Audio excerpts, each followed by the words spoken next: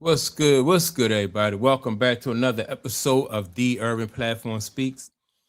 Make sure to like and subscribe as you tune into the channel, check out the content. And with that being said, man, I want to talk about some statements that were made by Al Harrington. And I don't know what this podcast was, but they were talking about the relationship between JJ Redick and Luka Doncic, right? And how they don't really see how JJ Luka Doncic can respect JJ Redick, right? Because they played on the same team at one time, and I don't and JJ Redick is not somebody who has earned the respect of his players. You know, he's been coaching Luka probably this is about they're going on their third year. This would be their second or third year together, right?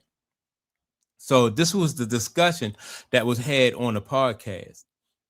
And now, before I play the audio from that discussion, I just want to say that all great players have teamed up with great coaches. And so if this player, Luka, great basketball player, don't believe in this coach, then this is not going to work. Right. And so this is why I think that JJ Redick is not going to last. And I always thought that, right? When LeBron James brought JJ Redick in, I thought that as soon as LeBron James left, that JJ Redick was going to be right behind him. Because even if you're not even if you don't have any head coaching experience, you got to be able to gain the trust of your superstar basketball player. That's the main thing, right? Like Phil Jackson, gained the respect and the trust of Michael Jordan. Pat Riley had Magic Johnson. Chuck Daly had Isaiah Thomas. KC had Larry Bird, right? So you need that relationship between that star player and that coach and that trust. Luka don't seem to trust JJ Redick like that. And so what that spells for JJ Redick, it just spells doom for him, right? As far as being a Laker head coach. And I thought all last season, I thought that maybe that Luka should be or JJ should be trying to gain the respect and get closer to Luka, because that's the future of he was going to be the future of the Lakers, and it don't look like they did that.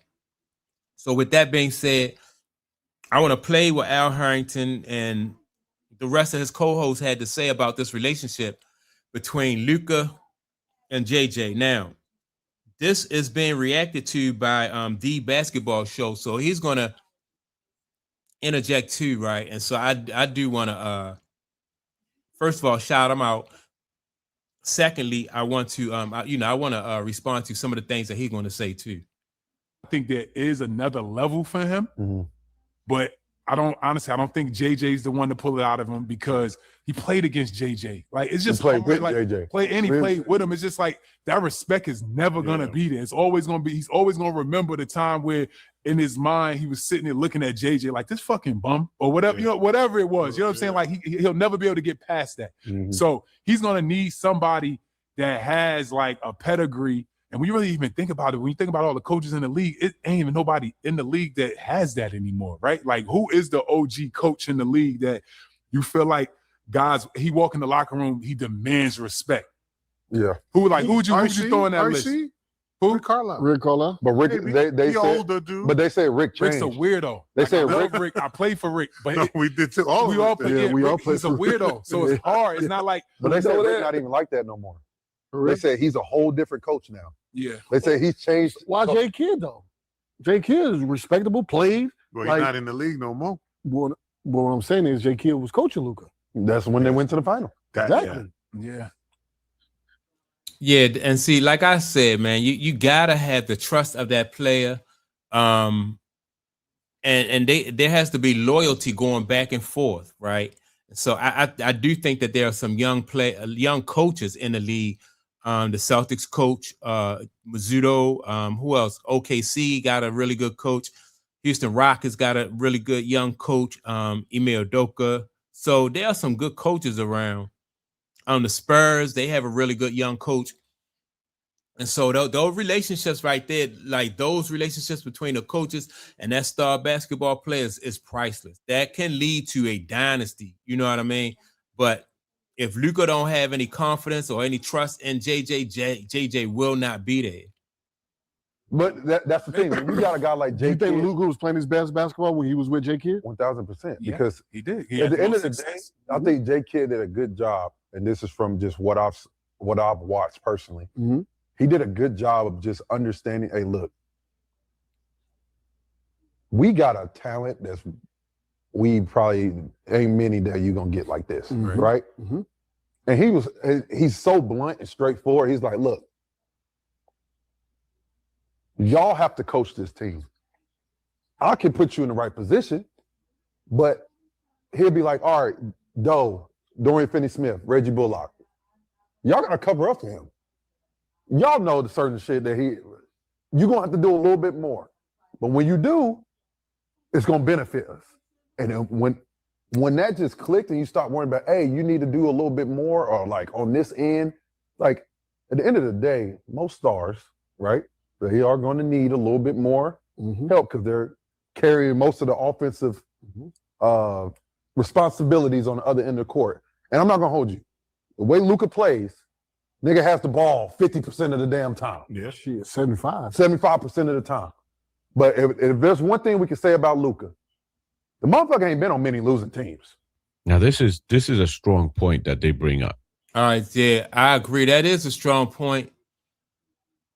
And a lot of time, I used to say the same thing about LeBron James. LeBron James needed a coach, or he needed to stay. I thought the best coach I thought LeBron James had, well, he had some good coaches.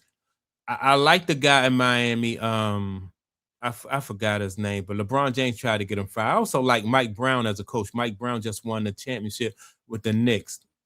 I like Eric Spoelstra, right? I like that because Eric Spoelstra comes from that Pat Riley tree, and they just know how to win. They know how to run organizations. They know how to build, right? And that's what, LeBron James threw that away, and that was priceless. And I think that Luka right now is at a point in his career where he don't want to waste no time. He don't want to throw away, opportunities. He ready to start winning and to turn it up. And I think Luka realized that when he was with Jason Kidd, that's when, like they said, that's when he played his best basketball. And Jason Kidd parted ways with the Dallas Mavericks in 2026 because they did the whole reset of the Dallas Mavericks, the franchise. And Jason Kidd is a unattached NBA coach right now. And I think that I'm surprised that the Lakers, I'm not so much surprised, but the Lakers should make a move and change the coach, fire JJ Redick. And I think the hire that they should make is Jason Kidd. Because as they mentioned, Luka Doncic played his best basketball under Jason Kidd. And that just makes sense. And Jason Kidd is going to be honest with him. He's going to be upfront, and he's going to be demanding. And so what is that going to be for the team? That means that Luka is going to be in a position where as though he can hold his teammates to a higher standard because the coach is holding him to a higher standard. And so Luka can, Luka is going to rise to the level that the coach expects him to play, just like he did when they were in Dallas. And that's where you're going to get the best out of Austin Reeves and the rest of the surrounding cast around there. And that team will be, that makes, to me, it just makes so much more sense. They should surround him with players, as they also mentioned, that those loopholes that Luka Doncic has on the defensive end, they would be able to kind of make that up for him. They need those kind of players. They need dogs on that team. So I think that's a very, very strong point that they made. The only thing is, I think they're hampered in that regard right now because they can't make any big decisions like this because of the whole drama that's going on with the Lakers. And that's stopping this kind of a move from happening. And it's a huge problem right now. So let's keep going because they're raising a couple different points here. I think the shit with Luka is he's so fucking talented like you kind of want to see more though, Yeah. right? Like Well, you want it's to not see on him. points because it's like this dude, you can give more. Like he just that lazy shit. Like he looked lazy, and perception becomes reality. Mhm. Like then he's getting labeled as that, Mhm. but the dude's averaging 30-some points, And when it's but he ain't winning though. But right? that's how good. But So that's now how he's good he getting is. that. This dude got traded, fam. I know that's what I'm saying. All right, and so that's where a championship coach also like Jason Kidd comes into play. Luka can score, but they're the little tiny things that Luka don't do that will be able to carry his game to the next level and his teammates' game to the next level. And Jason Kidd has a championship and had plenty of playoff experience and know how to play at that level, especially for a point guard. Luka had a ball, like they said, 75% of the time. So Luka, Luka will be gaining something from Jason Kidd that he can't get from JJ Redick, because JJ Redick, he never won at that level. So he can't take that guy there if he's never been there. Jason has been there. So Jason will be able to take him there. Jason was a great player and a really, really good coach. So I think that it only makes sense, in my opinion, for the Lakers to be looking at trying to bring Jason Kidd in and bring him in as soon as possible. But JJ Redick had an opportunity while LeBron James was there to, he had to basically hit a home run, but in order to gain the respect of players like a Luka, man, it's just hard. It's hard because these, Luka just so goddamn talented that you can't, you got to know what you're doing. You got to know what you're talking about.